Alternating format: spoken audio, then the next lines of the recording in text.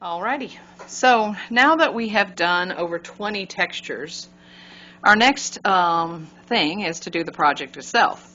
So the project is where we've got to deal with the cylinder idea. And again, that goes back to the idea of what happens if I do horizontal lines around an object that is a cylinder, remembering to keep that curve with the horizontal lines. And then remember the technique of the vertical lines going and how they will be wider in the front and get narrower in the back. So the best and the most interesting, I've tried to come up with other ideas, but I really like this project, and I found it many years ago. And it's basically using the hand and the fingers as your cylinders. Again, they are a cylinder.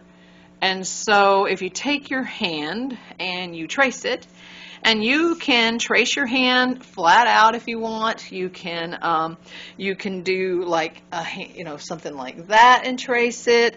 You could do this and trace it either way. This one, if I do that, again, remember when you're tracing, you've got to remember to actually keep your hand vertical. Like so, when I go around it with my pencil, I got to make sure I'm staying vertical with my pencil, straight up and down. So that way I can get the actual thickness of my fingers, because if I go diagonally, come here. If I go diagonally like this, I'm going to go under and my fingers are going to get skinny. So that always looks weird. This is my broken finger. Excellent. That's lovely.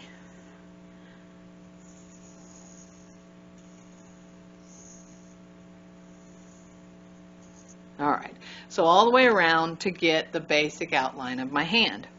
And here's one, and I did a black outline just so you could really see it. So I laid my hand down like this, and then I traced it, okay? And then I looked at, oh yeah, the thumb isn't necessarily like that. You actually see it slightly on the side. And you can also see that the pinky is also on its side, so you can't see all of the skin on the side of on the fingernail. Also, the last thing I want to see when you do your hand is I don't want to see this guy anymore. The old, here's a fingernail. Here we go. I'm just going to draw it with pen. I don't want the fingernail like this. That's the stuff you did when you were children. We don't do that anymore. So, ixnay on the flat across. You got to remember that that nail has skin on either side of it. So we're going to get something like that. Okay, not this.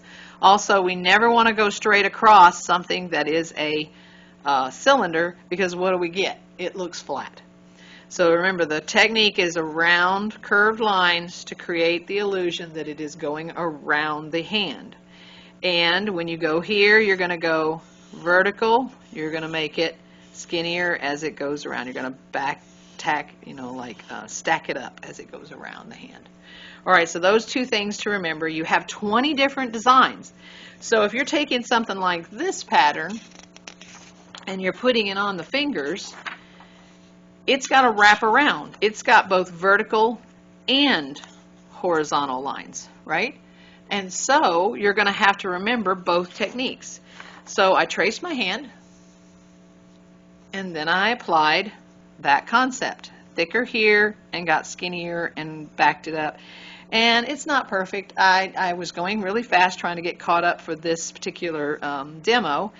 And I really like that I can see a little bit of my nail, which I actually want to bring back, and I need to erase a little bit here. So I need to kind of clean up that area. I wanted to see that nail.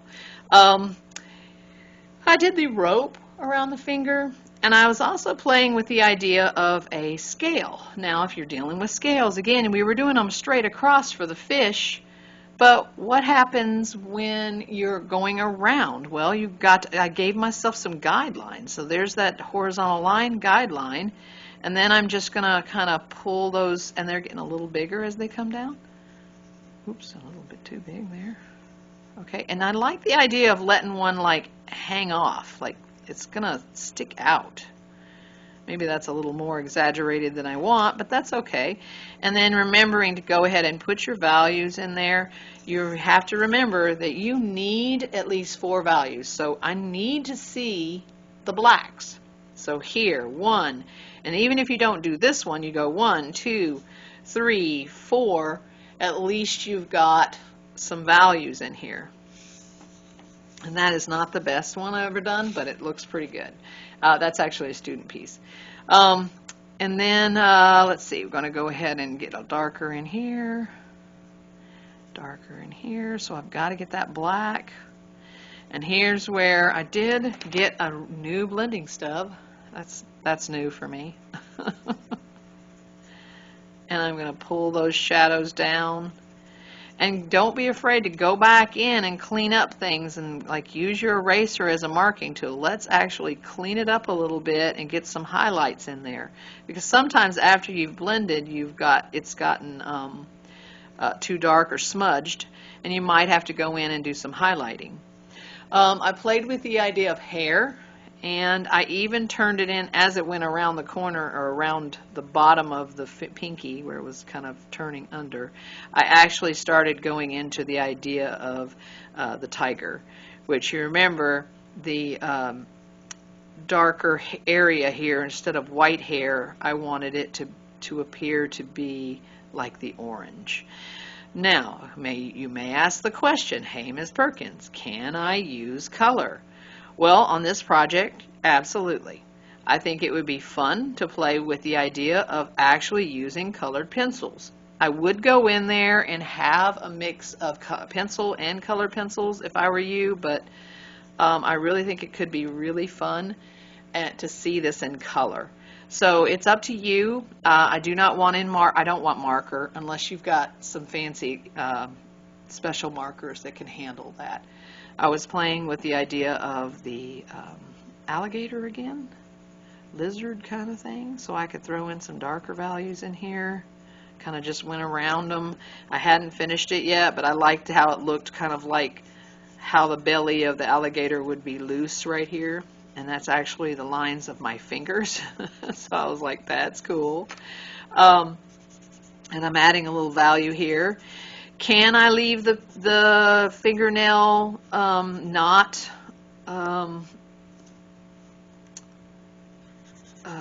with a texture off of it? Yes. Yes, you can. So this could just have a value on it, maybe a flash of light or something. That almost becomes a texture. Remember, we were using that for our window idea, so it's reflecting light here. And then again, the blending stub, going in, using it to get your values.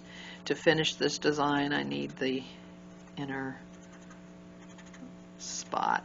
I'm having this one. I need a little sharper blending stub, but nothing I can do about that. Let me grab some textured value over here, maybe even off of this person's thing.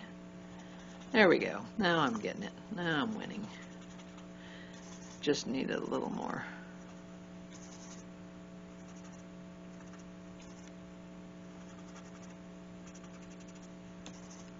So that's basically it. I want you to play with and finish the hand. You cannot leave, like this has to be finished. There's got to be more here. I don't know what I'm going to put there. I'm still working on it. Like I said, don't forget your horizontal and your vertical idea. I might even play with the idea of a bubble in here somewhere. Maybe there's a little bubble sitting on top of this finger here. Maybe some water, or I don't know. Maybe it could be creepy. I don't know.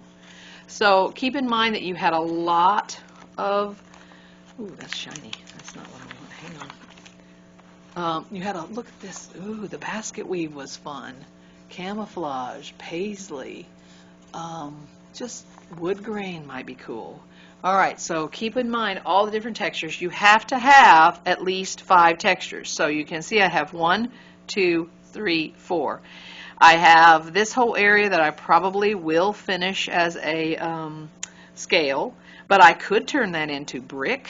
And here I'm going to show you another, this one actually, I will put this in the actual This is an old handout that I got years ago, and I cannot tell you who the artist is. It came from a book, and I do not know who the artist is. It is page 72 out of his book, or her book. Like I said, I don't know. I've added and changed a lot of this. This is a lot of my stuff in here. So things that the artist originally had, I've changed this. So it's kind of a collaborative piece between the artist and myself. And again, I apologize for not knowing who the artist is who originally did this. But it's their project.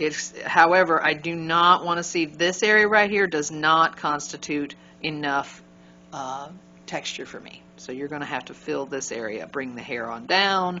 You're going to have to do stuff to change it. Look, this cactus is cute. All right. So there's some ideas. I think you can have a good time with it. Remember, the only other thing you cannot do is flip Miss Perkins off. You cannot flip me off. So no hand signals that are inappropriate. All right. Have fun.